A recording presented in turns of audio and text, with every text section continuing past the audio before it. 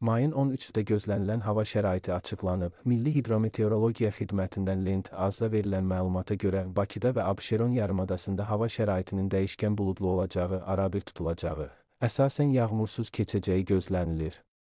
Lakin səhər yarımadanın bəzi yerlərində qısa müddətli az yağış yağacağı ehtimalı var. Şimal-qərb küləyi əsəcək. Havanın temperaturu gecə 14-16 isti, gündüz 21-26 isti olacaq.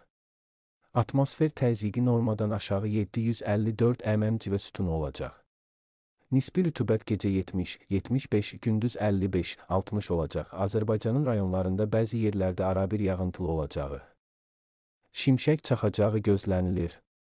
Ayrı-ayrı yerlərdə leysan xarakterli intensiv və güclü olacağı, dolu düşəcəyi, yüksək dağlıq ərazilərdə sulu qara keçəcəyi ehtimalı var. Bəzi yerlərdə arabir duman olacaq. Qərb küləyi bəzi yerlərdə arabir güclənəcək. Havanın temperaturu gecə 15-19 isti, gündüz 23-28 isti, dağlarda gecə 5-9 isti, gündüz 12-17 isti olacaq.